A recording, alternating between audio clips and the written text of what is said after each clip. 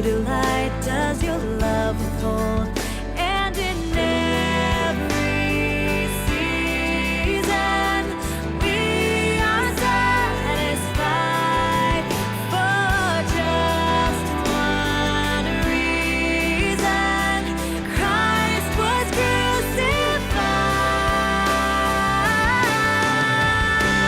And grace upon grace flows down. And grace upon grace flows down through the precious blood of Christ. All good gifts, every good thing comes to us freely, so freely. All good gifts, every good thing comes to us freely, so freely. Through the precious blood, through the precious blood.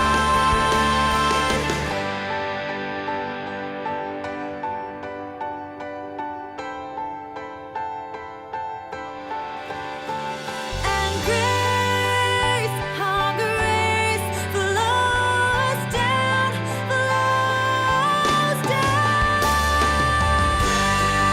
Grace upon grace flows down. And grace upon grace flows down through the precious blood of Christ.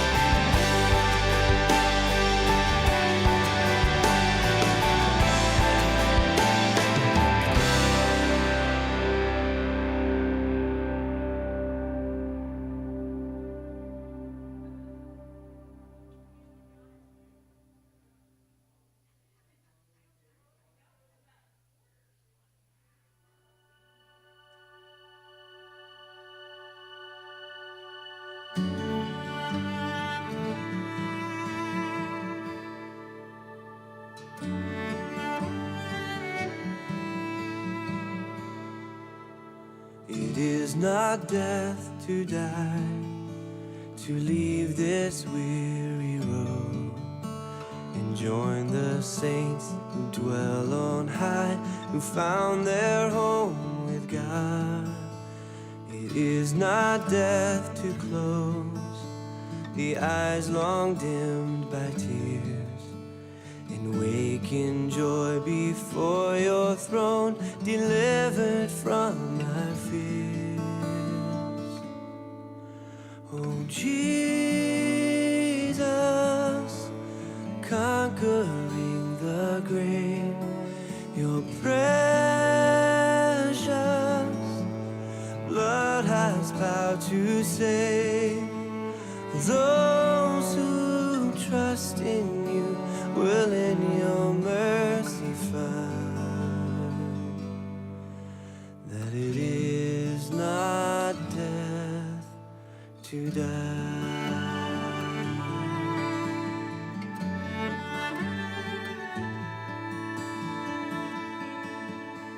It is not death to fling aside this earthly dust and rise with strong and noble wing to live among the just. It is not death to hear the key unlock the door that sets us free from mortal years to praise you evermore. Oh Jesus, conquering the grave, your precious blood has power to save those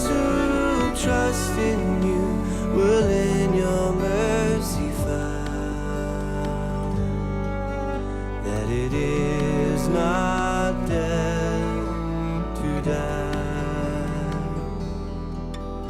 Oh Jesus,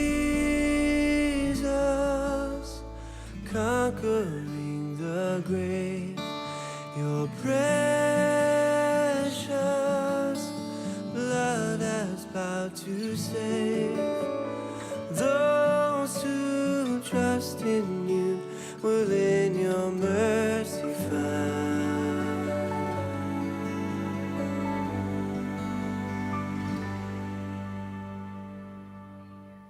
That it is not death to die.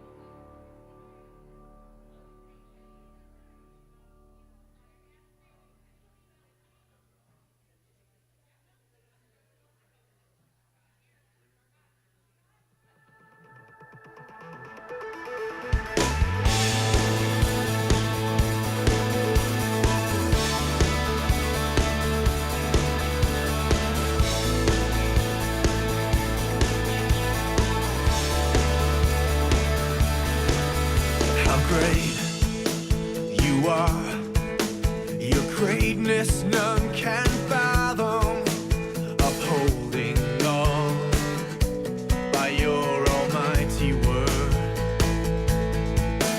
The universe fulfills your every purpose, and all you've made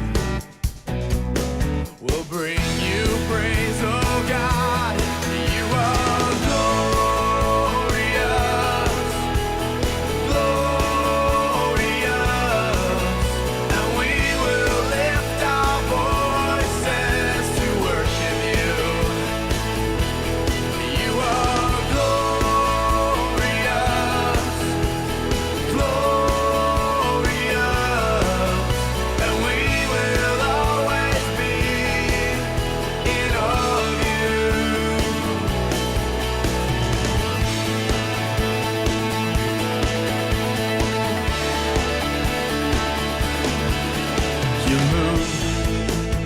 Stars, planets in their courses, clouds and wind, and everything that moves.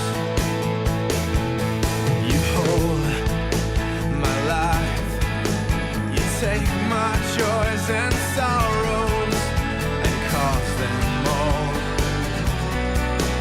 to bring glory to you. You are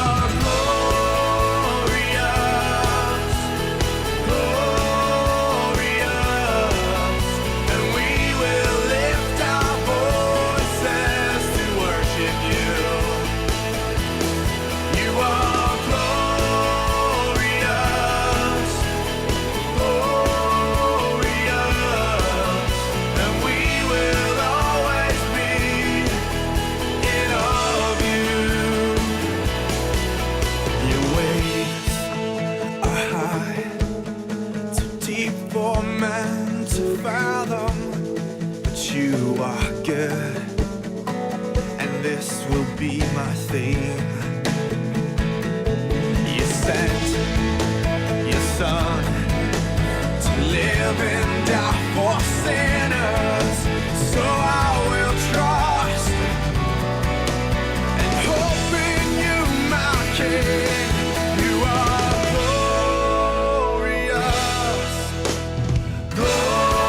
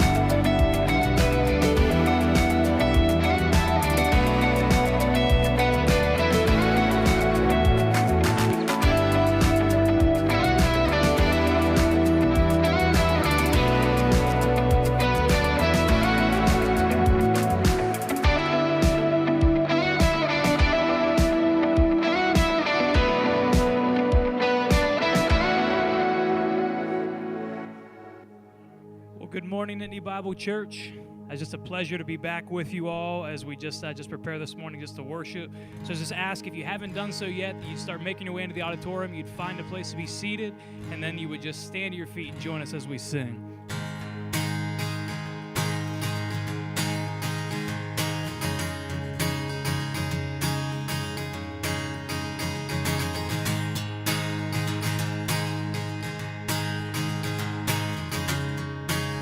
Lift it up, sing, who breaks?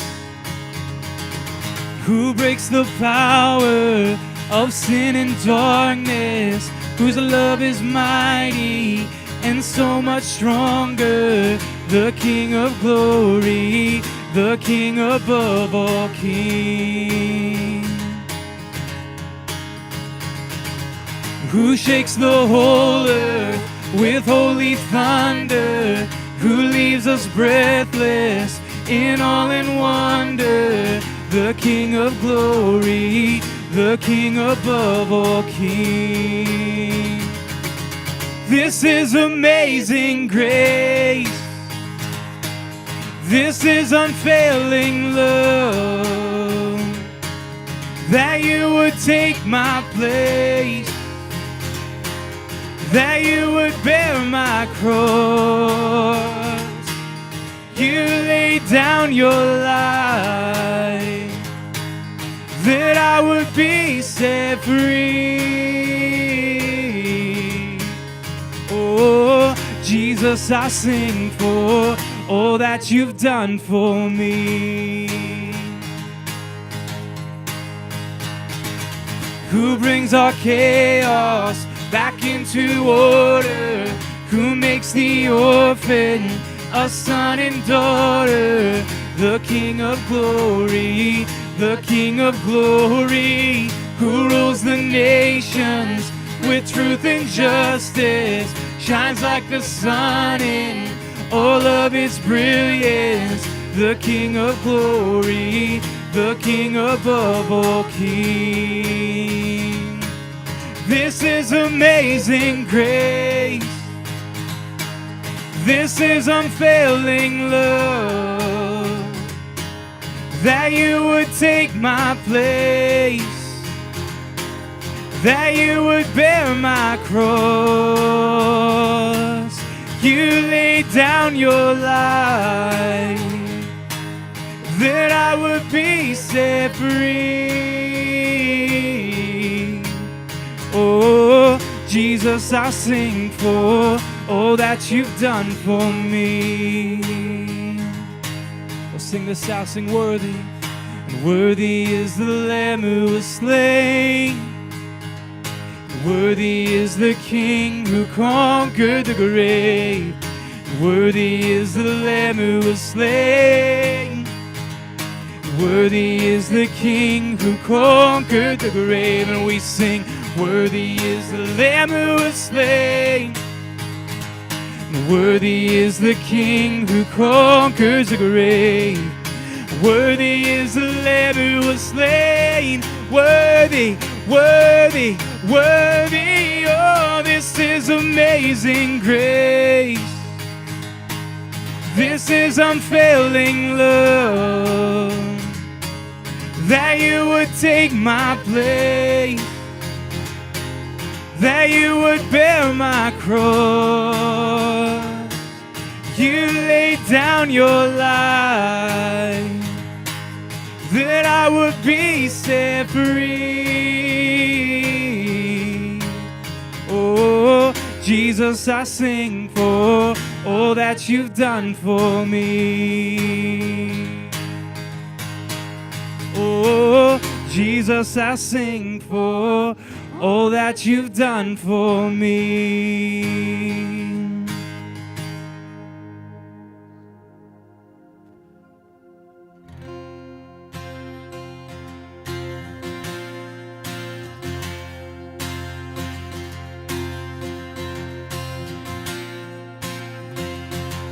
Don't drop a single anchor, we're almost home.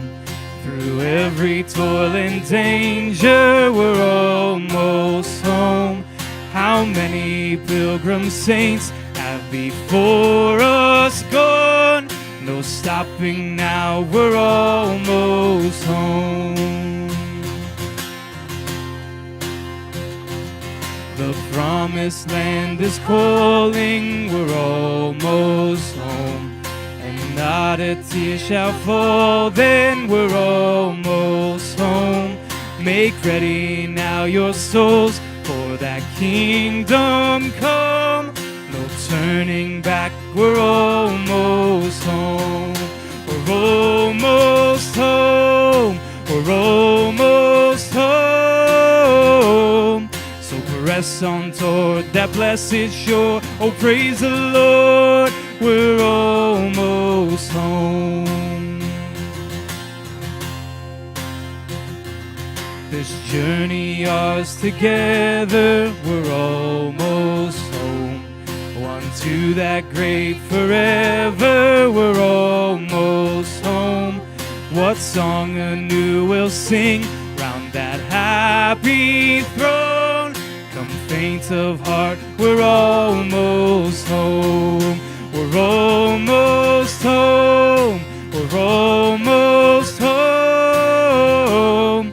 So press on toward that blessed shore. Oh, praise the Lord, we're almost home.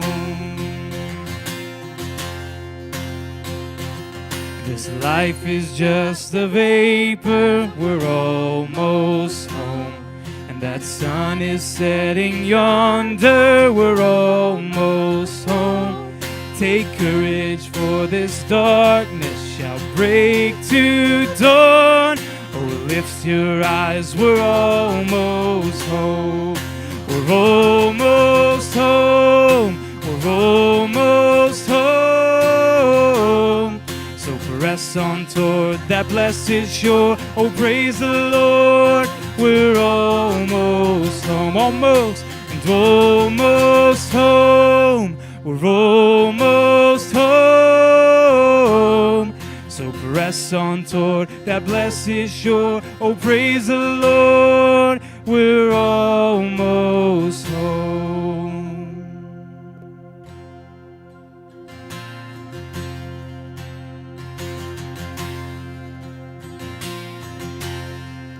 Oh, Christ the true and better Adam, Son of God and Son of Man, and who when tempted in the garden never yielded, never sinned.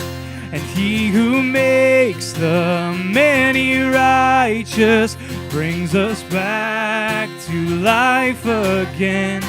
Oh, dying he reversed the curse, and rising crushed the serpent's head.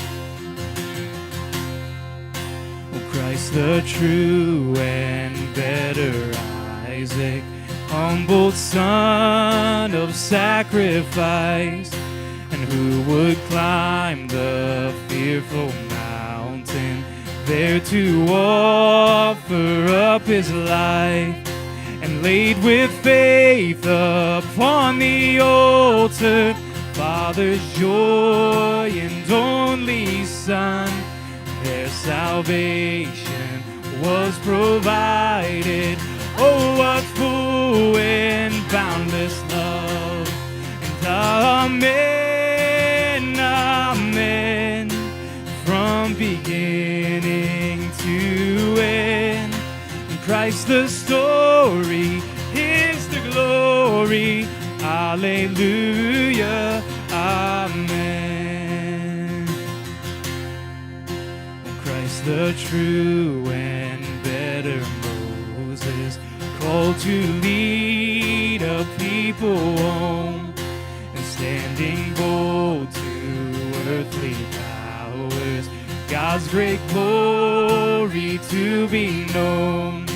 And with his arms stretched wide to heaven, see the waters part in two, and see the veil is torn forever, and cleansed with blood we pass now through. And amen, amen. From beginning to end, in Christ the story is the glory.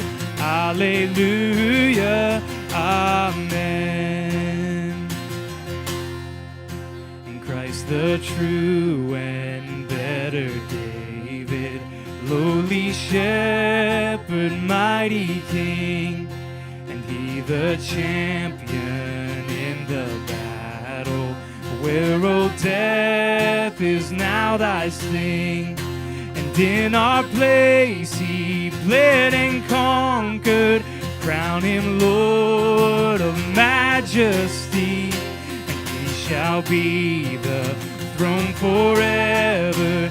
We shall heir his people be. And amen, amen. From beginning to end, Christ the story is the glory. Hallelujah, amen. And amen, amen. From beginning to end, in Christ the story is the glory. Hallelujah, amen.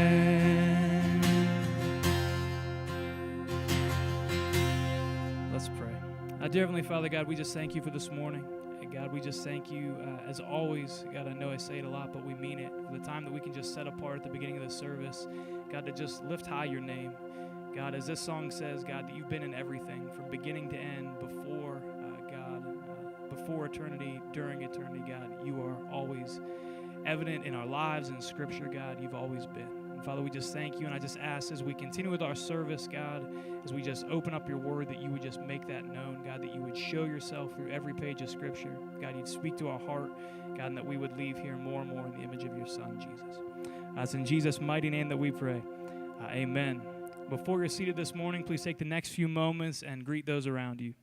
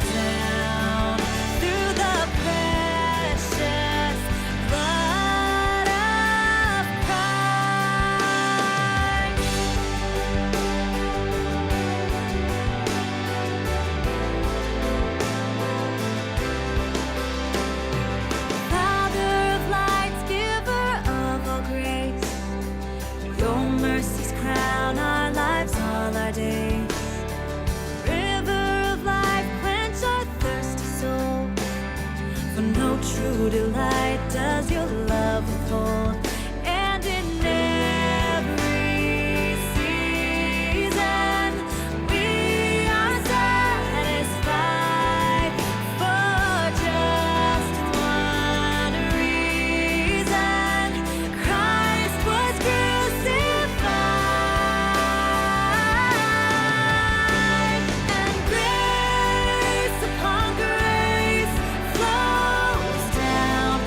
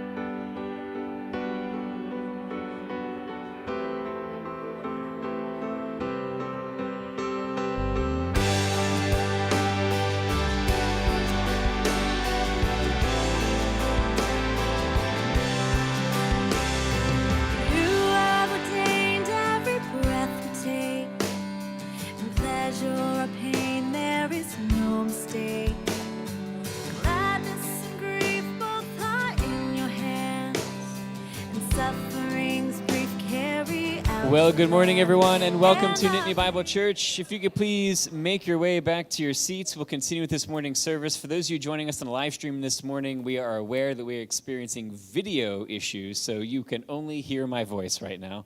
I'm told you can also see the words to the worship music, but beyond that, you are getting an audio-only version of the service this morning, but we still appreciate you joining us and worshiping with us this morning as well, of course, to everyone in-house as well. Well, if this is your first time joining us or you haven't done so in the past, if you look in the back of the chair in front of you, you will find an orange Connect card. If you could please fill that out. You can give that to me at the Welcome Center on your way out of the church building today, or at the basket on your way out of the auditorium. Just a great way for us to keep in touch with you, and we appreciate you joining us to worship the Lord with us this morning. As we prepare our hearts to worship and giving, we also want to remind you of the ways you can give your tithe or offering to God in support of Nittany Bible Church. You can give by text to the number 814-247-0335. You can give through our church app, online at nittanybible.com, and even by mail. Well, today's worship and giving passage comes from Exodus chapter 25, verses 1 and 2. Reads this: "The Lord said to Moses, 'Speak to the people of Israel, that they take for me a contribution. From every man whose heart moves him, you shall receive the contribution for me.'" This verse comes after God miraculously brought the Israelites out of slavery, and after God had given the people the Ten Commandments and other laws to live by. And the covenant with the nation of Israel was just confirmed, and God was about to instruct Moses how to build the tabernacle in which God would dwell amidst his people. And as I read this verse, I was struck by the phrase, "from every man whose heart moves him." It would have been easy and perhaps even justifiable for God to command the people to contribute to this work or to prescribe a specific quantity that they ought to give. Yet we read that giving ought to be an act of volition, not an exaction.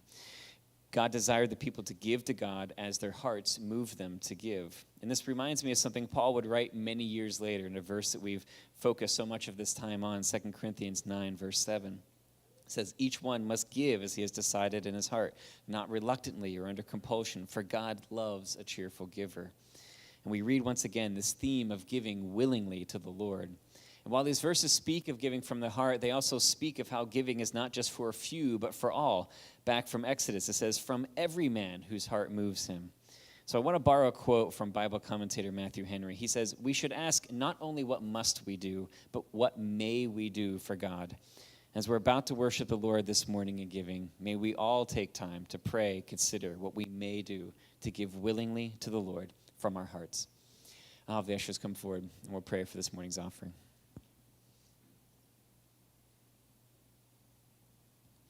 Let's pray.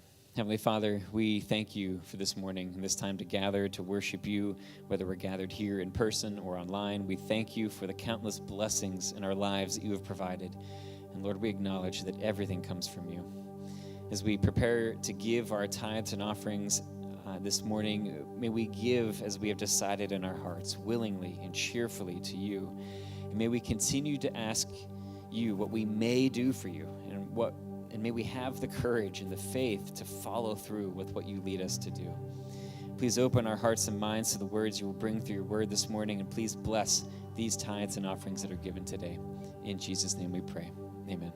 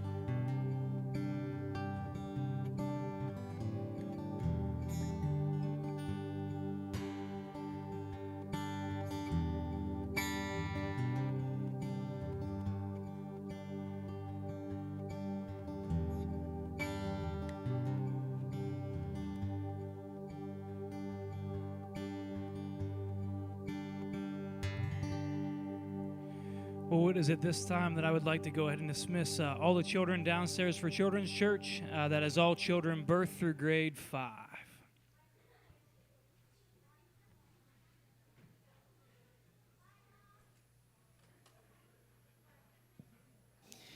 Well, as the children make their way downstairs, welcome and good morning once again. Pastor Joe and his family are not here this morning. They are probably on their way back from South Carolina, dropping Grace off at Bob Jones University.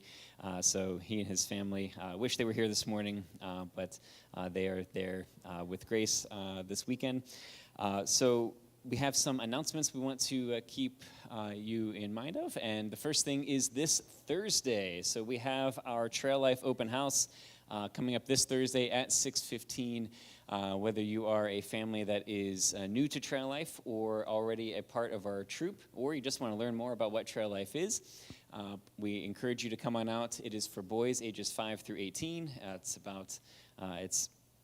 an organization built on outdoor adventure and growing in Christian leadership and in their faith. And so we encourage you to come on out and join the trail with us this Thursday at 6:15.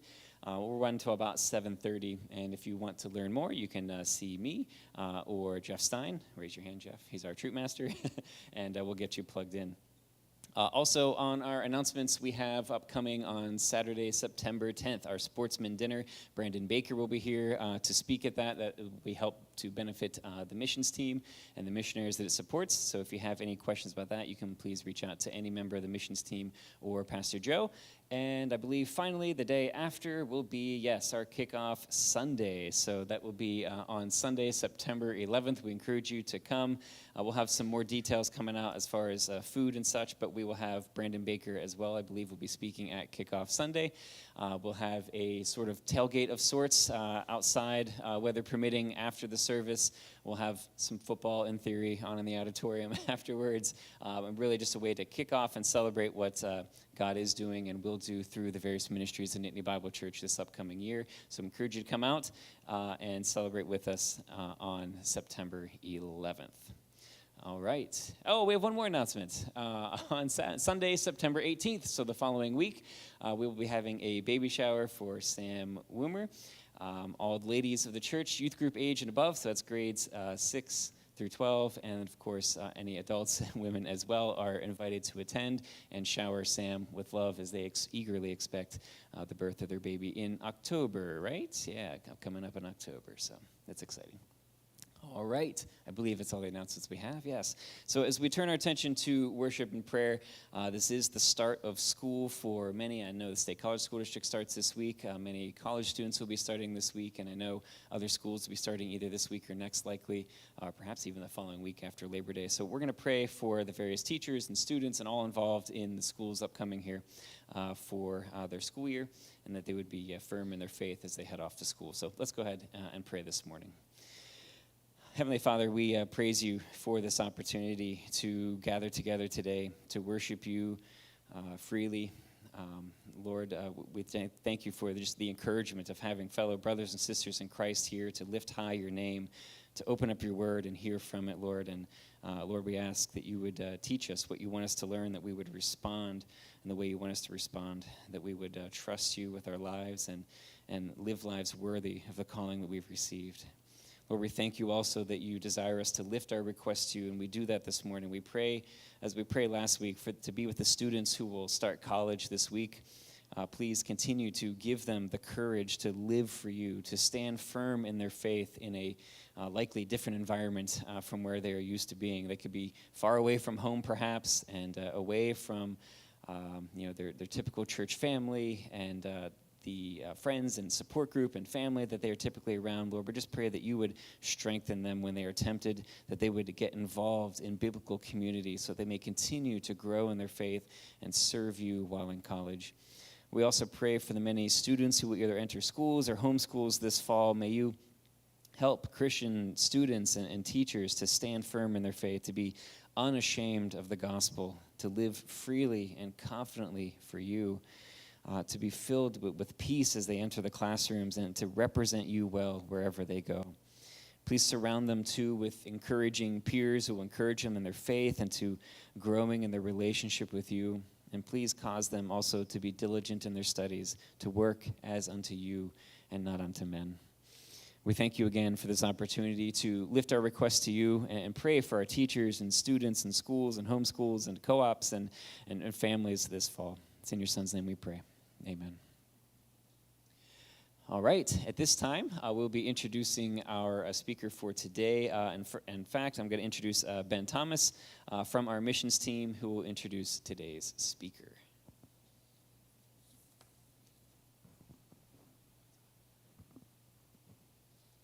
Hi, good morning, church. Like Tyler said, for anyone I don't know, I'm Ben Thomas. My wife Ashley and I are part of the missions team here at the church. And a big part of the missions team is just reaching out and keeping good communications with the missionaries that the church supports. We try to reach out on a regular basis, find out whatever prayer needs they have, whatever physical needs they may have, and just try to keep updated from them and keep in close contact. Then we come together, have our monthly meetings, and pray for these missionaries as well. And over about the past year, since we've been a part of the team, Ashley and I have gotten to know Don Castelline. Don lives in Sunbury, Pennsylvania. He lives in Sunbury with his wife there and works full-time for Keys Connections. And they spend a lot of time doing work over in Moldova, in that region. And Don was gracious enough to come out here today and want to give us an update and give a message. Don? Good morning. Thanks, Ben. It's great to be with you this morning. And I bring you greetings on behalf of my wife. My wife Laura is not able to be here this morning. Actually, we had both her parents recently having surgery. So they're back at home, and she's doing a little extra to watch after them here today. So I bring you greetings. And this church, your partnership with our ministry, it's very special. We appreciate it greatly. And we'll be giving you a little update on some of what's taking place through our organization. And I'm looking forward to digging into God's Word with you this morning. Let me start by sharing about a young man named, I'm going to call him Ty. He is a young guy I met last year at our university in Moldova, and he's from the southern part of Kyrgyzstan. Now, our organization is very active in the post-Soviet world, so if the country ends with Stan, good likelihood we've had some activity there and have students from there. So I met Ty, and he's from southern Kyrgyzstan, and his mom actually was a Christian, but then she married a man who is from, most of that world is Islamic. So he was a Muslim man, and she stopped reading her Bible at that point in time. And Ty and his dad had a struggled relationship. His dad spent a lot of time away from home. He was working in Russia. And Ty was just telling me that the relationship really was just not healthy. It wasn't good. His dad became an alcoholic, and he was rather abusive, verbally and somewhat physically with Ty. And part of this stemmed from the fact that his son identified with Jesus. So he went so far as to disown him. I don't want anything to do with you. And at the time when I saw Ty last year, he said it had been about 4 or 5 years since he had actually last spoken with his father. But yet he said, I really still pray for the fact that maybe his heart will change and that we can come back together in relationship. So Ty was sharing with me his story, and then he told me that he actually was introduced to Jesus. He saw a little bit through his mom, but didn't really understand it. His mom really wasn't living for the Lord at the time. And he said when he was 10, missionaries came to his city. And Ty, he realized that he had a Savior. He was introduced to the gospel, and he decided that was the course for him. He would get bullied at school. His classmates found out that he was a follower of Jesus. They didn't really understand that. It's very uncommon in his part of the world. So when you don't understand something, sometimes kids get a little bit mean, or a lot mean. So he would get bullied by his friends because he would take his Bible to school and all of those kind of things. When he was 15, his grandfather died, and his grandparents were helping to raise him because of his family situation. And so other neighbors and members of the family decided they would send him to another city, partly because he was a Christian. and they didn't really know kind of how to handle that. Well, he experienced a lot of stress. You can just see how this kind of compiling on this young man. And because of all of this, he said at his lowest point, he contemplated ending his life. And I can honestly tell you, according to his testimony, there was a verse of Scripture that saved his life.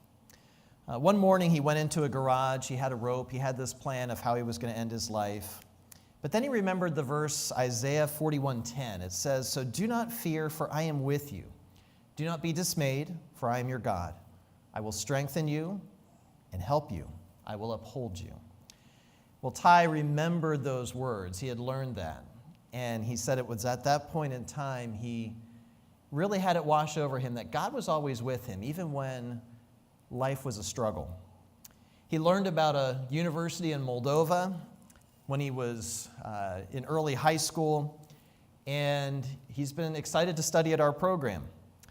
He hopes when he graduates that he'll be able to serve in a church for a few years, and then he's really hoping to be involved in missions in some of the villages in his country, just seeing where God's going to lead him. I wanted to share you that story because it's about people, when we serve, whether it's locally in our church, in our community, whether it's in missions abroad. My wife and I were introduced to a school about 10 years ago in Moldova, and I just want to share a little update. This next image kind of shows a little bit about where we're located, where our school is. The eastern part of Europe, a lot of people maybe didn't know the geography there, but then the Ukraine war started here this year, so a lot of people learned about Moldova. Moldova, you can maybe see it circled in red there, it borders Ukraine to the west. Romania has a border with it as well. It's a landlocked country that's about a third the size of Pennsylvania, so it's not very big. Also, its population, it's under 3 million people that live there. Poorest country in Eastern Europe. But in there, a Bible school was planted when the Soviet Union collapsed. Back in the mid-90s is when this school first started. Just maybe a dozen individuals meeting in one room. But only how God can do it, people from that part of the world were introduced to some folks from Pennsylvania, and a partnership formed.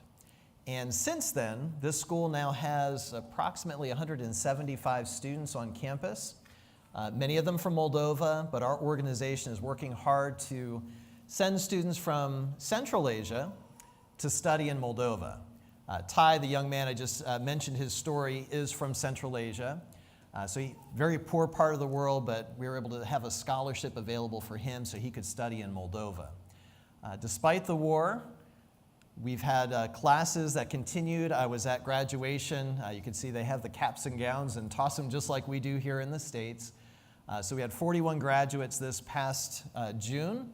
And here this next week ahead, just like students are, whether they're excited or not about it, they're getting back into the classroom this week. And we have students that are going to be making a very long trip to Moldova to study. So we're very excited that God's kind of kept a hand of protection over our school. So that's kind of the part of the world that we're working in. This next image here will just give you a little glimpse into some of the students. My wife and I'm full-time with Keys Connections. My wife actually has a background in social work. She's been working in a variety of different capacities through the years. The last number of years, she's actually worked with addictions counseling. She has her master's in clinical counseling. So she's been working for the state of Pennsylvania and doing that type of work, but she loves to be a part of what we're doing through Keys. So she will make occasionally the trip with me to Moldova, and we have a social work department there. So individuals learning how can you care for the elderly and for the orphans and for those who are in need of counseling and so forth. And of course, using the gospel to bridge a message of hope to people when they're really struggling. When I go over, I teach a communications class. I have a background in radio. Some of you may know me from WGRC. I've been a part of Christian radio for about 25 years. But God opened the door for me to serve as the executive director at Keys a few years ago. So I've been really excited to see a small little organization here in Pennsylvania growing, but we're really all about equipping our partners overseas and making sure resources go there to make sure the work continues. We have a theology program training pastors, training missionaries in our missions department. I mentioned social work, and there's also a business department there. How can you use business as mission? So there's many needs. We're working to educate people. There's also a picture there of some students from Tajikistan. It's a very diverse campus that we have, but it's very, very exciting to be there and to serve. So sometimes you have planned ministry that you do, and I've just mentioned a few things. We're behind this education, equipping people to serve in their countries, and many of these countries that our students come from can be very closed to the gospel. It can be very difficult. We'll talk a little bit about persecution in a moment. It's a difficult place for Western missionaries to go and serve. So we're about training people who know the language, they know the people, they're part of that culture, having them be equipped to be able to be effective at sharing Christ with others. So that's what we're kind of all about. We're also behind, we have more than 1,500 or 1,600 graduates now, so helping those that have planted churches, those that are running Bible camps for kids in the summer, things like that. Very evangelistic work is at the heart of our ministry. But sometimes opportunities come and you're not always expecting them, but then they happen. This next image, just a reminder that the Ukraine war started very end of February. I remember getting a call the morning that the shelling started, the missiles were fired, from the president of our school. And so we talked together, we prayed together, and obviously knew our partnership was going to be taking a little bit of a different direction while still doing the things that we normally do. Pictured there are images from Ukraine. You see the one picture of the flowers that was sent to me at Easter time. Rubble from the war, but you see the life springing up out of the rubble. The individual who sent it is actually the leader of another Bible school. We've had opportunity to partner with additional schools in Ukraine since the pandemic. We were helping them with some online teaching equipment programs because everyone had to go virtual back in 2020, and so we were lending a helping hand with that. So we had opportunities to work together with quite a few Ukrainian schools. Little did we know, maybe God was also giving us a way to have those relationships established so when the crisis of 2022 happened, we literally could just start communicating instantly and say, how can we help? People were generously giving here from the state, so again, your partnership with our organization is greatly appreciated. So we've been behind a variety of different programs, from feeding and transporting refugees or people who are just displaced in their own country in Ukraine. There you can actually see some Bibles that were distributed amongst the military. We've been a part of some of those kind of projects. Next slide here shows the opportunities to distribute scripture. When people fled from Ukraine, they went to neighboring countries. Moldova was influxed with so many refugees. And I'm glad to say that the church really led the way in caring for those people. There's not a lot of resources in Moldova. They certainly did their best to try and meet needs of Ukrainians as they came.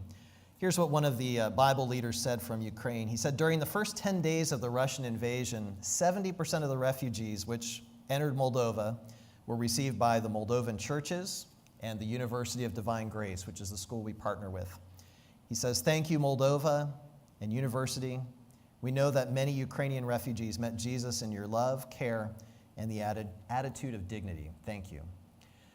People opened up their homes, they opened up their churches. Moldova, its population grew by 5% just by refugees, coming into their country.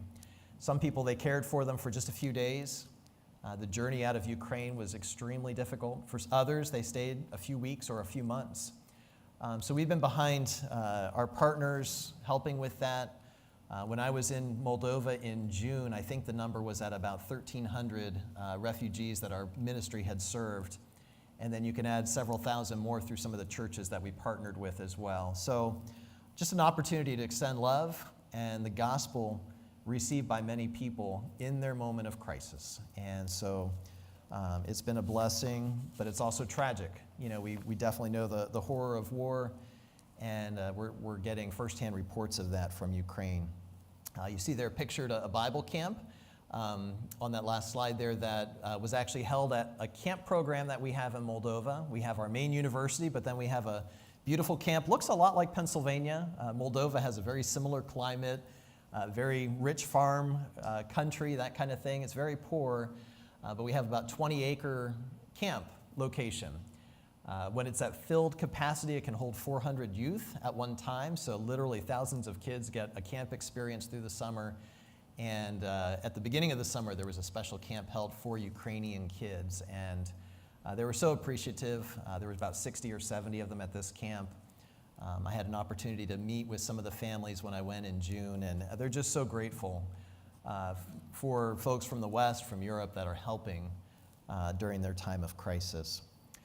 Next image there, real quickly, I want to introduce you to Central Asia. So I've mentioned about Moldova and where our main university is located. We have extensions throughout Central Asia. The orange circle, if you can see that, is around those stand countries that I mentioned: Kazakhstan, Uzbekistan, Tajikistan. Some of these are challenging countries for followers of Christ.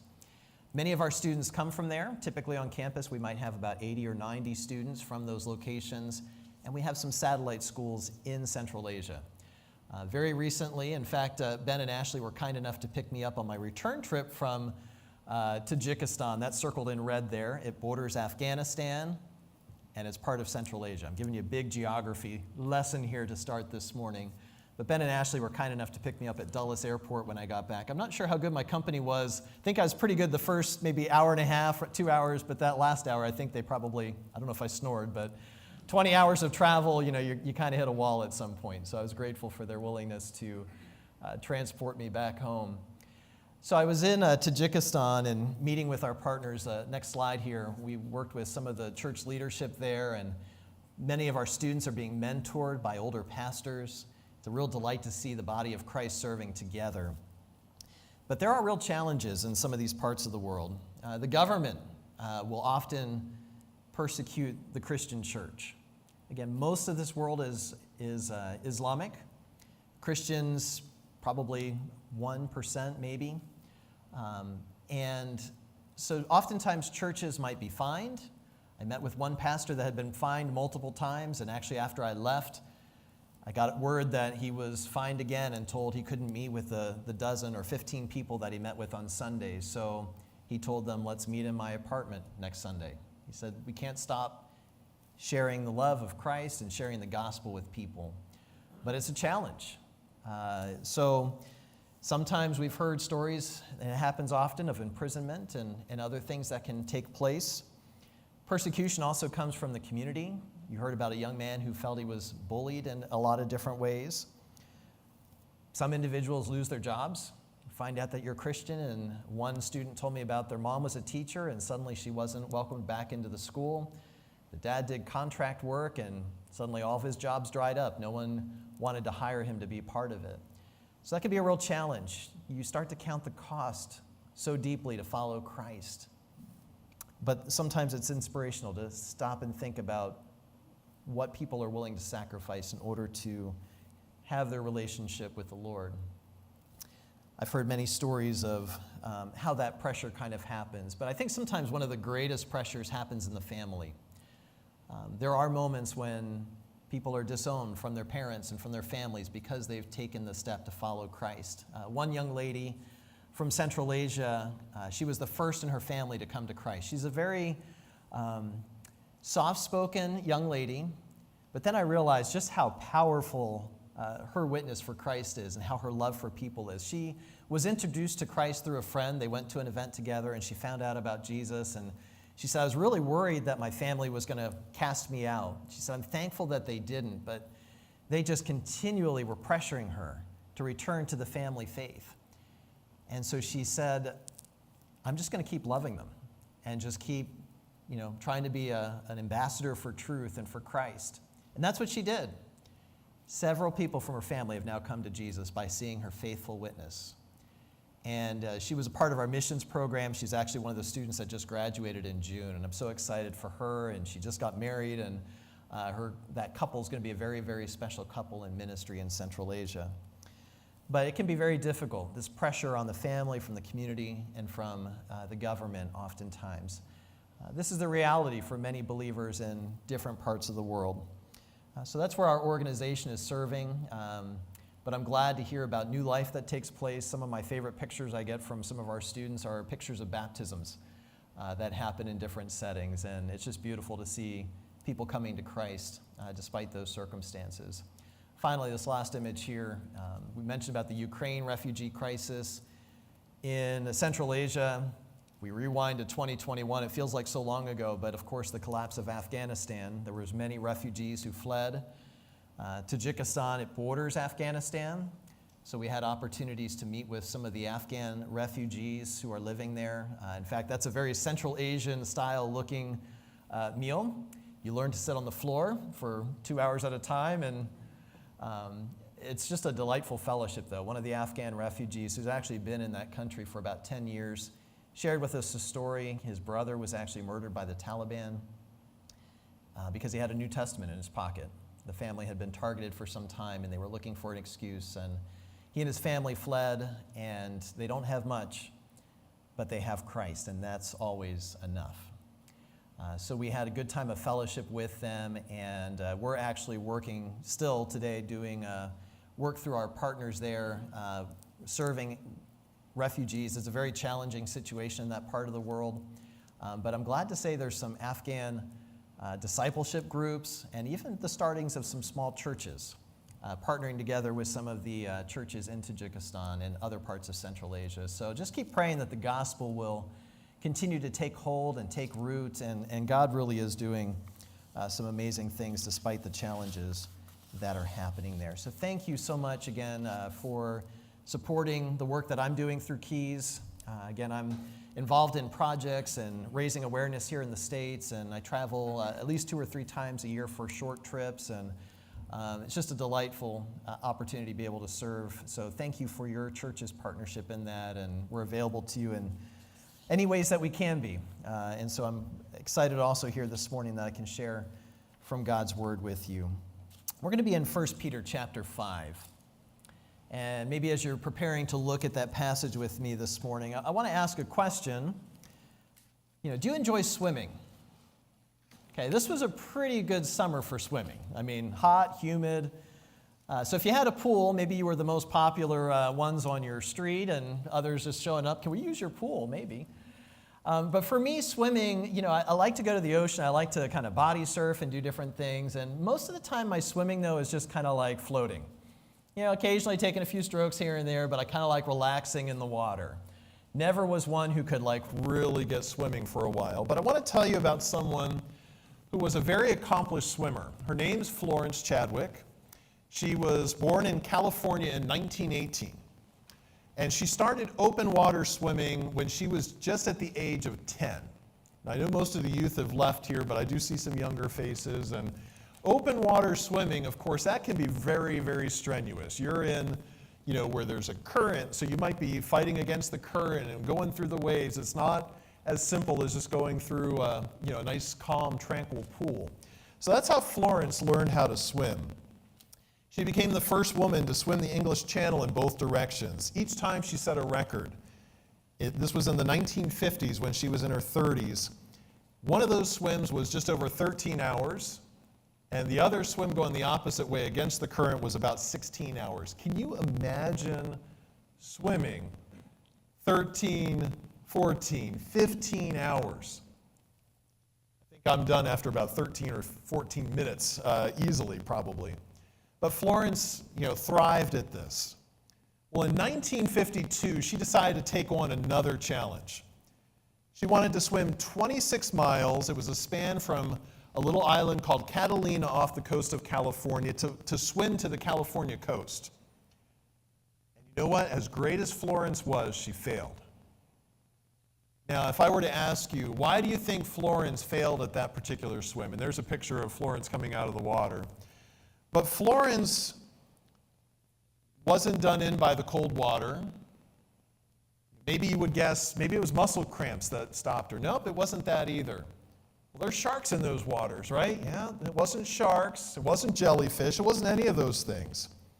She was 15 hours into her swim, and a thick fog came over the water. Now, we know what it's like to be driving, and you've got fog, and it's like, really pull back on your speed. You're trying to just see a little bit in front. Well, for her, she's swimming, and she really couldn't even see to where her arms outstretched. It was that thick. So she's trying to go through the fog, and after a while, she had to tap out. There was a kind of a support boat that was there just in case emergency happened, and she said, "Can you pull me out of the water?" So they pulled her out of the water, and then much to her disappointment, she realized she was less than a mile from the shore. Can you imagine you're in the water 15 hours trying to accomplish this big challenge, and you gave up a little too soon? It was the fog in life that did her in, physically there. Well, as we look at 1 Peter, think about the fog sometimes that comes into our lives. I'm talking about the fog that causes us to lose heart. Maybe someone takes advantage of you. Your plans, they fall apart. Illness might strike. That's that diagnosis. You just never saw it coming. Maybe it's the sudden loss of a job, a relationship that's fractured, pain, loss, these things that hit us. Sometimes this fog comes over us. We're confused, and then we start to lose heart. Maybe we start to doubt a lot of things, maybe even our relationship and the goodness of God. You know, Florence's story didn't end with a failed swim. 2 months later, she says, "I'm going to give it another go." So she prepared for that. She started off. She goes 15 hours in, and you know what happened? Here comes the fog. Same exact thing. Probably the same exact moment. The fog just settled in. But this time she kept going. A few moments ago, you saw that picture of her coming out of the water. That was her successful finish of the swim. And someone said, "Florence, last time you weren't able to finish. What was the difference that got you through this time?" She said, "This time I pictured the shore. I pictured the end result, and I was able to press forward." You know, God has something so great for us. If you're a child of God, He's given eternity to us, a promise that's 100% true. When the fog settles in, we've got to fix our eyes on Christ and what He'd have for us to picture. I think we can learn a little bit from Florence.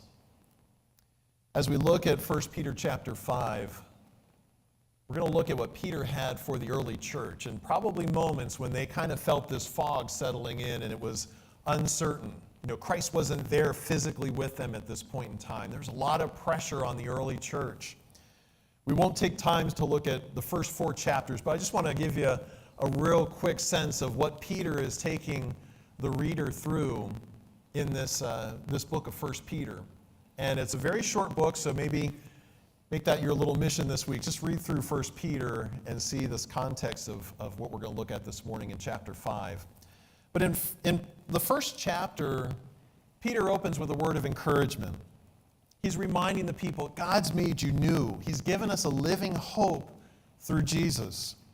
And it's because of Jesus we have that eternal inheritance. That's what we can picture, the glory that God has for us in the future. He reminds us that Jesus has shown us a way. He's made for us salvation. And because of Jesus, we can live a holy life. And he talks about what that holy life looks like. Maybe you remember the words in chapter 2 where he says, you know, you're a royal priesthood, a holy nation. You're a chosen people by God. He gives them this encouragement early in the book.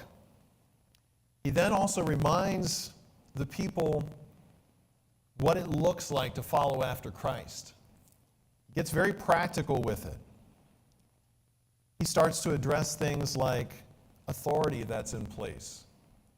He reminds them that all authority is under God's hand and it's to be followed. As long as it doesn't conflict with God's word itself. And these were people that were being oppressed. He tells even servants of masters who, some masters were good, some were not. And he said, either way, you're submitting to that authority. You can imagine people reading this saying, really, even this one? Even this authority in my life? Peter addresses the subject of marriage and what that can look like submitted before Christ and the opportunity that exists in marriage. Very practical with it.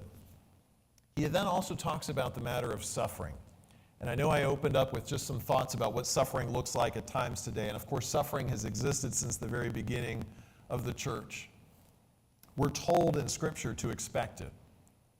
And here in the book of Peter, there's even this thought of rejoicing and counting it a blessing as you suffer for the cause of Christ. Suffer for the right reasons. Don't suffer because of the consequences of our own sin. We do that too, because we fail, we're flawed. But when you suffer for the gospel and for the glory of Christ, Peter's letting them know that is a blessed and a beautiful thing. So we get to chapter 5. And we'll want to unpack this one a little bit and see what he has here as he kind of builds to this climax in this book. Starting in verse 1, it says, "So I exhort the elders among you, as a fellow elder and a witness of the sufferings of Christ, as well as a partaker in the glory that is going to be revealed, shepherd the flock of God that is among you, exercising oversight, not under compulsion, but willingly, as God would have you, not for shameful gain, but eagerly, not domineering over those in your charge, but being examples to the flock. And when the chief shepherd appears, you will receive the unfading crown of glory. Likewise, you who are younger, be subject to the elders. Clothe yourselves, all of you, with humility toward one another. For God opposes the proud, but gives grace to the humble." We'll pause there for just a moment. So we're going to spend more of our time on the next verses that follow, but he opens this chapter specifically talking about the leadership of the church. Now we know Jesus in Scripture is referred to as being the chief shepherd. He is the good shepherd. He is the ultimate leader of people, and all of us are sheep. You know, we're equated to an animal that needs a lot of help. It's very dependent on a shepherd to keep it in a safe zone. Sheep's not very good at protecting itself from the dangers that loom out there. So we need this whole element of shepherds in our life. Again, Jesus is the chief shepherd, but then there are shepherds of sheep in churches. You know, your pastor who is getting some time away, so important to encourage your pastor as they serve this body. And of course, to join them and do some shepherding support, you know, as you join in that load of shepherding God's people. So Peter is talking here specifically about leaders, and he's challenging them. Take this position willingly. You know, it's difficult work. Sometimes it's a very thankless job, and sometimes you feel like you're just feeling pressure. But here there's this opportunity to be an example to the flock.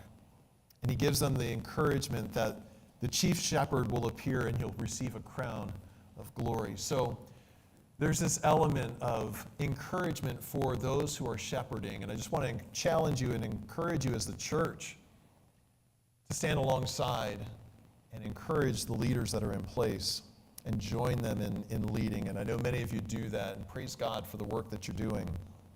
So Peter begins that way. Then he gets into the subject of humility. Let's pick it up in verse 6.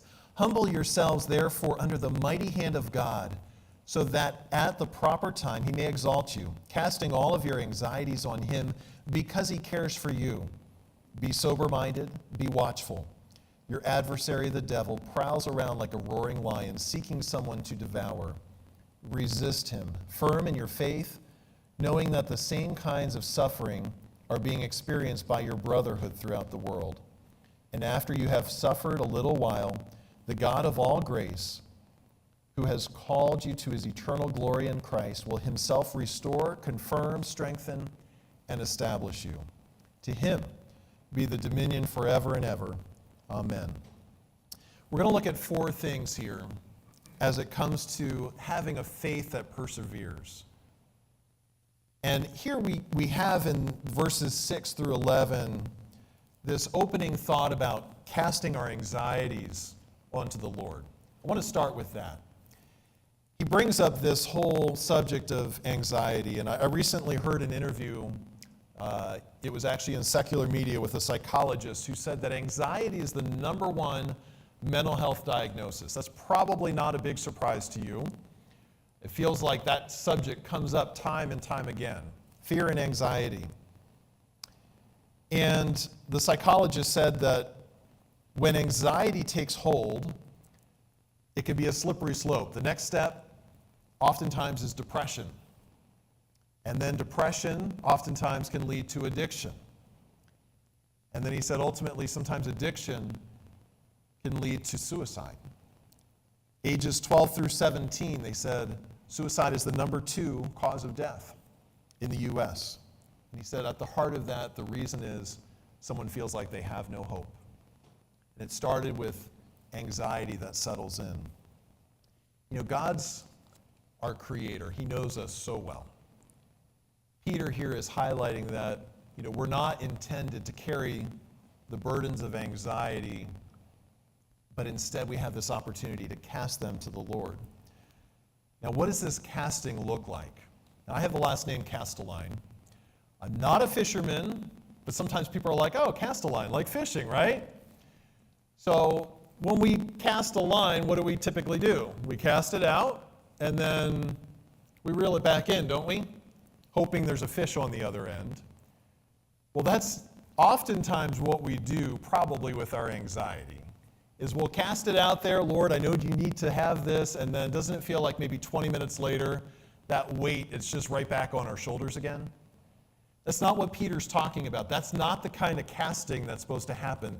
The casting, the word that's used here, it actually refers to a transfer that's supposed to take place. So if you want to use the casting illustration, after it's cast out, cut the line, you know, you're not supposed to be bringing that back in. Well, that sounds easy, but sometimes maybe the thought is, well, how do we get started in that process? And it's point number 1 here, humility.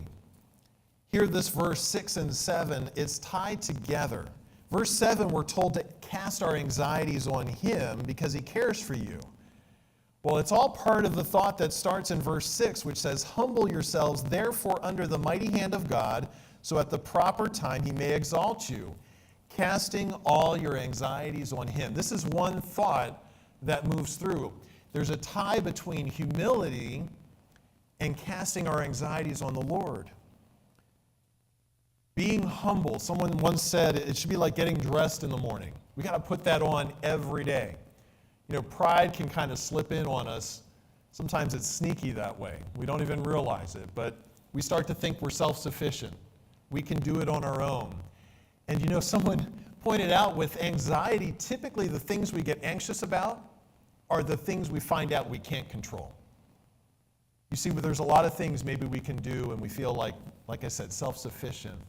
But then we realize at the heart of it, in this world, we have control of so very little.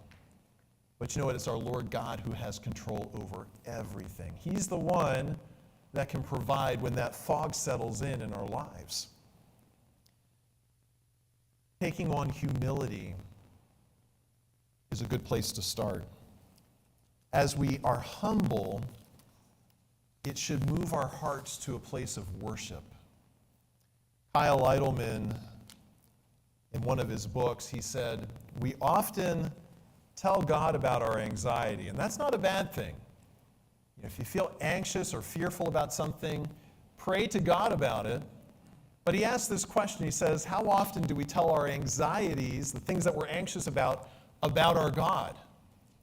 Do you hear how that perspective kind of changes? Of course, I can take, God, these things are weighing on me. I'm not sure what to do. I'm nervous. I'm anxious about these things. But what if I were to take those things and say, let me tell you a little bit about the God that I'm learning about and I'm growing with in Scripture, about his goodness, about his omnipotence, about the fact that he is holy, that he is just, it starts to get our perspective in a different place.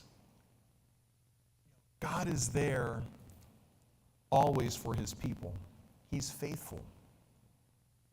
It can help us in this process of casting those anxieties, leaving them before him. If you start to feel it coming, take your heart to a place of worship. And at the heart of worship is a humble spirit coming before God, realizing it's not about me. Lord, may you receive the glory and the praise and the honor because you're worthy of it. Start off in a place of humility. I think of Peter as he's writing these words. Think about some of what they experienced. Remember they're walking with Jesus, And then the disciples are actually kind of in the back, like, which of us is the greatest? Kind of having this great debate. No, it's me, it's not you, it's me. You know, and Jesus knows they're doing this, and he calls them out on it. Of course, then he gives them the last shall be first, first shall be last. You know, taking that place of a humble servant. You know, Peter has some past experience and realizes that he's got a human heart like every other, and at some point in time, if we're honest with ourselves, pride, you know, takes hold, it takes root in our lives.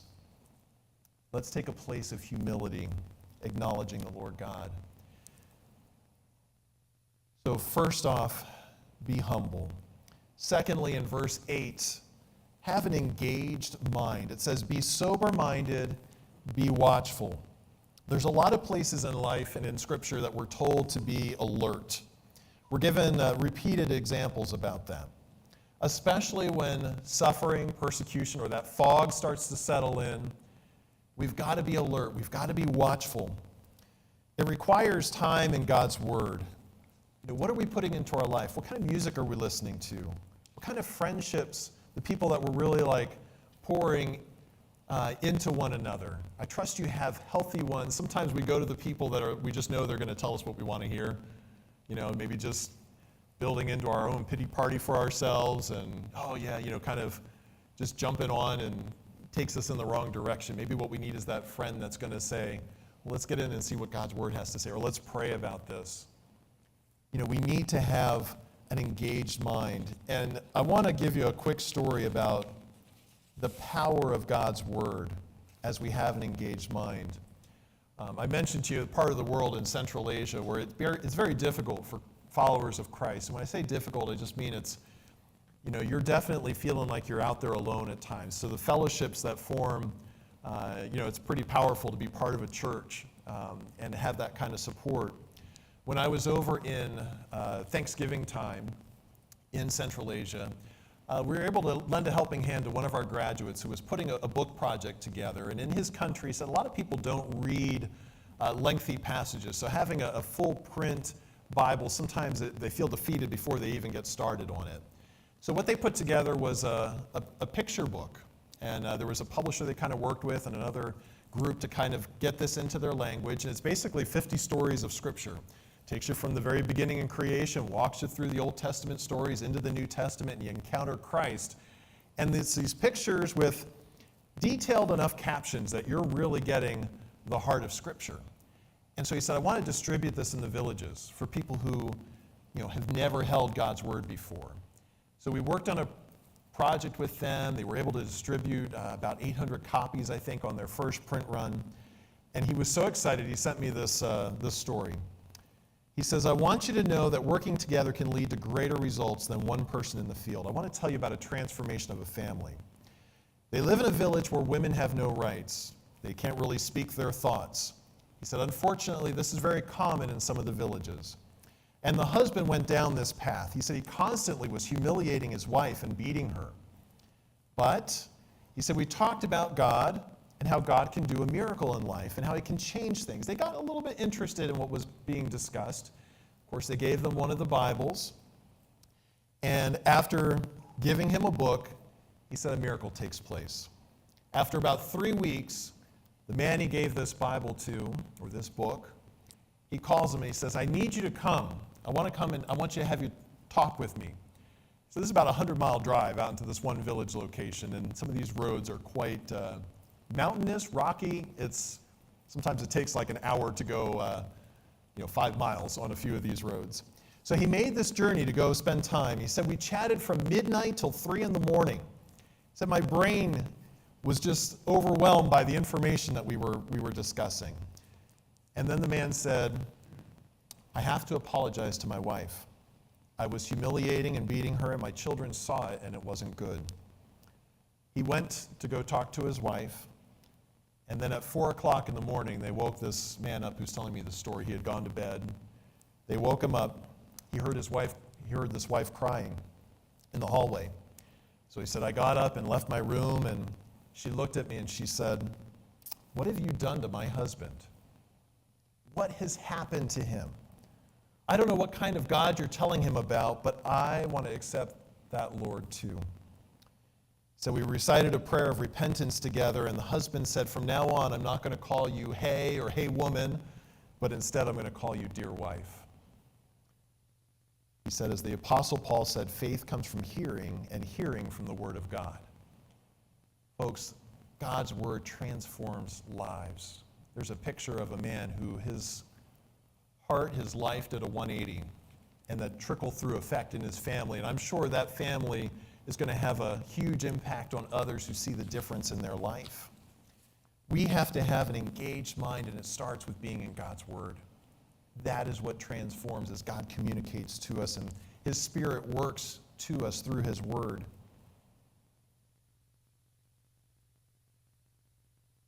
Start off in humility. Have an engaged mind. Thirdly, resist the devil and sinful traps. It says there in the second half of verse 8, your adversary, the devil, prowls around like a roaring lion, seeking someone to devour. Resist him, firm in your faith, knowing that the same kinds of suffering are being experienced by your brotherhood throughout the world. You know, there's a lot of traps out there in life. Some of them are probably pretty obvious. We may still fall into them. But sometimes there's very subtle traps as well. Peter is encouraging this church to be careful, be alert. The devil is real. Our own sinful hearts will often take us in the wrong direction. We have to resist. We have to watch for sinful traps. Peter, as he writes this, had this happen in his life. He walked with Jesus. You know, we know about the moments when he stumbled. We won't take time to turn there, but there's a moment in Galatians chapter 2 when Peter makes a really big misstep. And Paul calls him out on it. Basically, Peter started to bring, you had Gentiles and you had Jews, and they were separated for so long. The Jews wanted to, work their way through Jewish law to Christ, and then the Gentiles were kind of seen as the outsiders, and if they were going to come to Christ, they had to come through Jewish law in order to do it. Well, Jesus kind of reset everything through his sacrifice on the cross. This gift of salvation, bridging the gap that we can come to God through Jesus. Peter knew this. But Peter, you'll find in Galatians chapter 2, he started kind of compromise, starting to slip back into, he was acting a different way through the Jews, and there was probably some peer pressure of Jewish leaders, and Peter starting to compromise on some things he knew better, and Paul comes and calls him out on it and says it's not supposed to be this way. It could have been a dangerous, slippery slope to suddenly having division in the church. And behind Peter, Barnabas had kind of followed along. So Peter was influential at the time. It could have been a huge misstep there for the church in those early days. Resist the devil and sinful traps.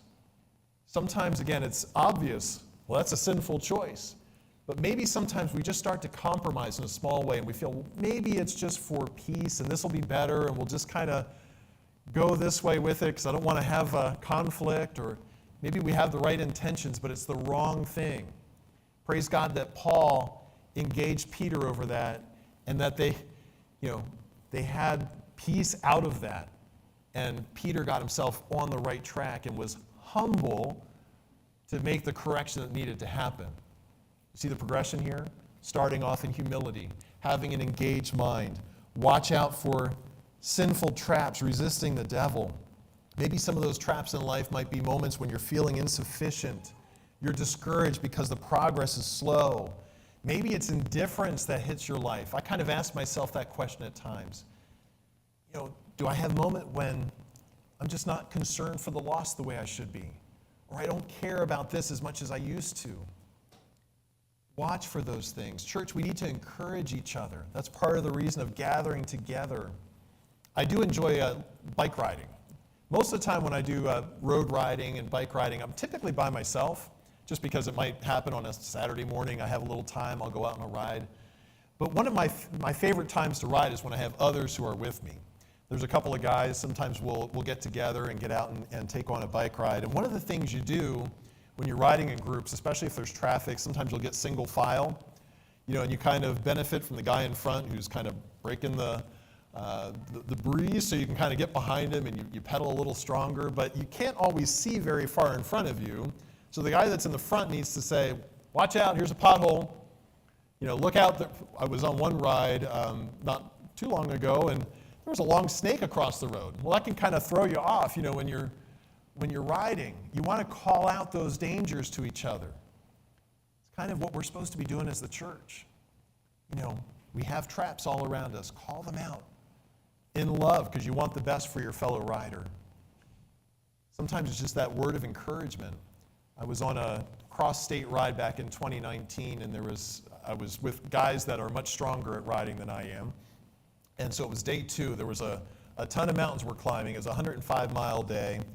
And about mile 80, I just wanted it to be over, okay? And we're going up one of the mountains, and we're getting there to the top, and it was like, I thought, this has got to be my last climb of the day, for sure. We get to the top, and guess what I saw? Another mountain. Well, here I realized the guy that was in front of me, he circled around. I think he knew I was kind of hurting at this point. He circles around, and he just starts laughing, pulls up alongside me. He goes, Don, just put your head down and keep on pedaling. And he just started laughing, and I started laughing, and I needed that. And helped me get through I would have tapped out probably if I didn't have a group to ride with. As we resist the devil and sinful traps, let's do that together, encouraging one another. The fourth thing, trust in God's faithfulness. In verse 10, and after you have suffered a little while, remember suffering, Jesus promised it's going to be part of life. It may look different for us than it might for someone in another part of the world. It may look different just you compared with your neighbor. Suffering is part of life, and there's opportunities to grow in that and to experience our walk with Christ in a whole, fresh, new, powerful way because of the suffering that happens. He says, after you have suffered a little while, the God of all grace, who has called you to his eternal glory in Christ, will himself restore, confirm, strengthen, and establish you. To him be the dominion forever and ever. Amen. As Peter's walking through this entire book, but this climax in chapter 5, it's a reminder that the Lord God is the one who's in control. He's the one who receives the glory. He's the one who's faithful. Again, Peter had moments of failure, of pride, moments he denied Christ. He was corrected. He was impulsive. God would use him, though, in a mighty way. He would be persecuted, but he would persevere for the Lord to the end. In 2 Thessalonians chapter 3, it says, but the Lord is faithful. He will strengthen you and protect you from the evil one.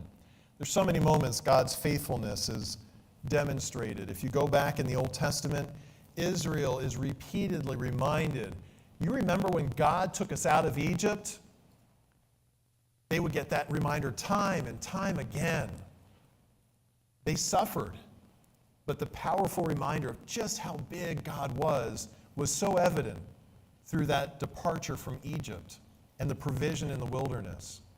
Not easy lessons, but they needed that. Those reminders go repeatedly. They had religious festivals built and set up to remind the people about God's faithfulness. There were monuments that would be erected. Something huge happened here, put a giant stone. That would be a reminder of God's faithfulness and how he was at work. We see this all the way through God's word. In the New Testament, 1 Corinthians 10, a reminder that God's faithful not to let us be tempted beyond what we can bear. 1 John 1, we're reminded God is faithful, that he will forgive our sins. God's faithfulness is 100%. Peter tells the early church here a reminder of that. Be humble. It starts with a place of worship. Feeling anxious? Go to God and worship. Tell those things you're anxious about just how great your God is. Have an engaged mind. Be in his word. That's where the turnaround takes place as God communicates and his Spirit works to us through his word. Have relationships that build you up. Thirdly, resist those traps. Have a healthy fellowship. Watch out for one another. The early church needed that. We need that as well. Finally, remember. Remember God's faithfulness. Have you seen him at work in your life in the past? Remember that. He'll be faithful to continue with you in the future. If your walk with Christ is new, look to Scripture for those moments he was faithful. Talk with fellow believers who have been maybe journeying with Christ longer. Hear their stories of God's faithfulness. It'll encourage you, it'll strengthen you about how God's at continual work in our lives. We can trust him. He's good. Let's pray together. Lord God, we do thank you so much for Jesus.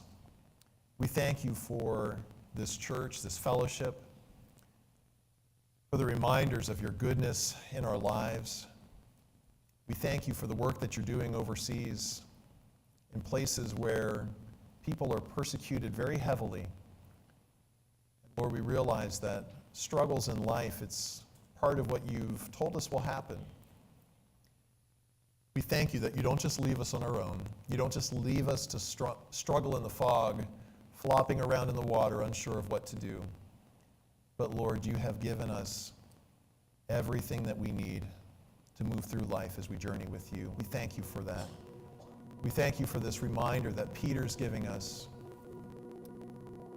that you are worthy of our worship. Lord, that you have given us your word. You've given us your spirit. And Lord, you have given us the ability to remember your goodness and your grace. And as we worship here today, we just pray that it would be pleasing to you, that you indeed, as Peter said, would be given the dominion forever and ever. Lord, that you would be glorified above all else. Help us to live for you. Help us to give those anxieties to you. Help us to be your ambassadors to a world that needs a message of hope.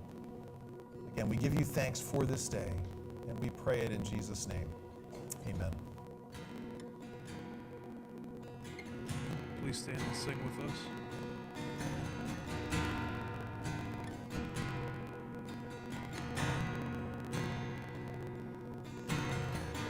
There's a grace when the heart is under fire.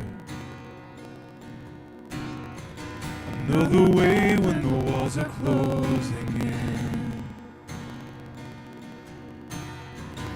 When I look at the space between where I used to be and this reckoning, I know I will never be alone.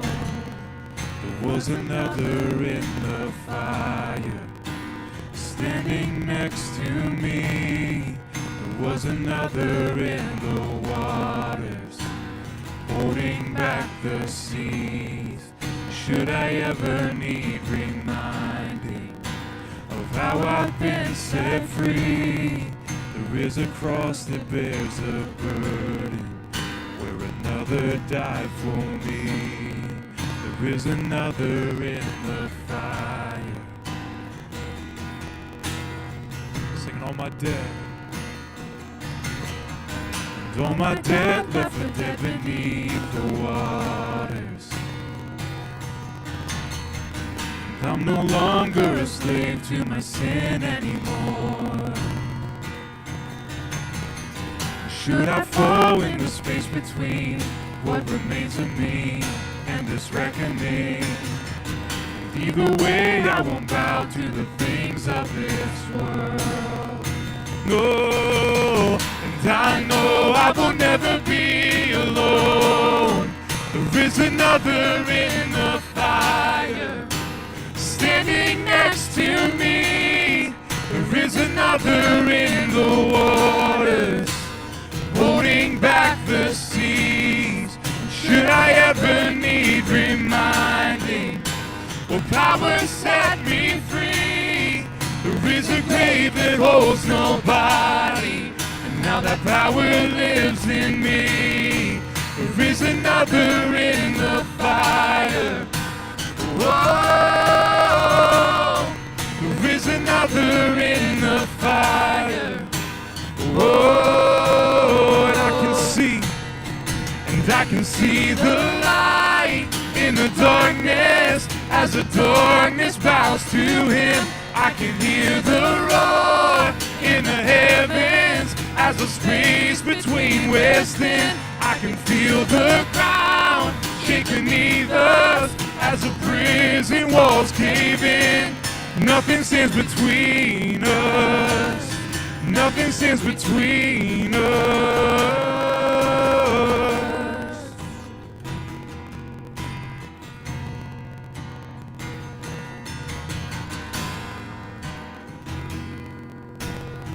There is no other name. There is no other name but the name that is Jesus. He who was and still is and will be through it all.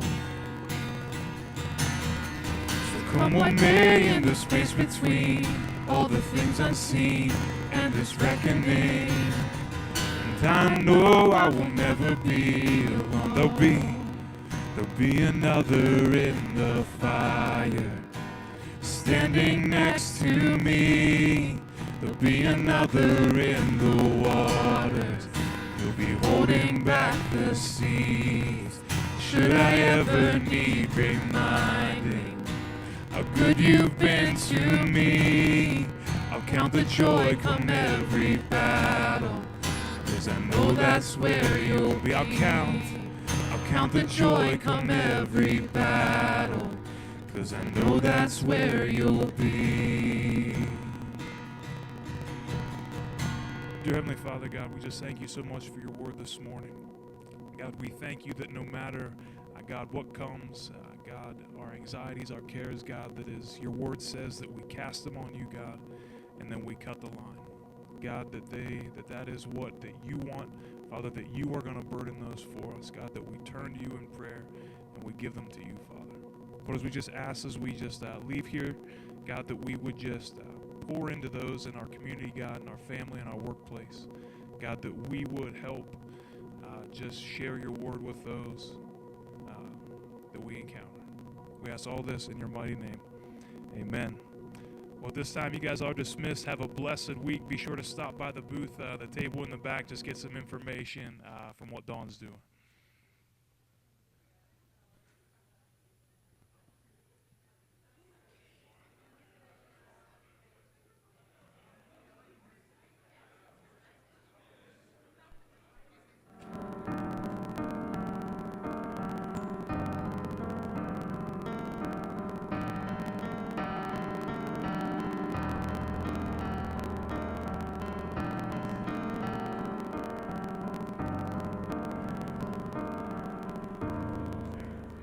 In your grace,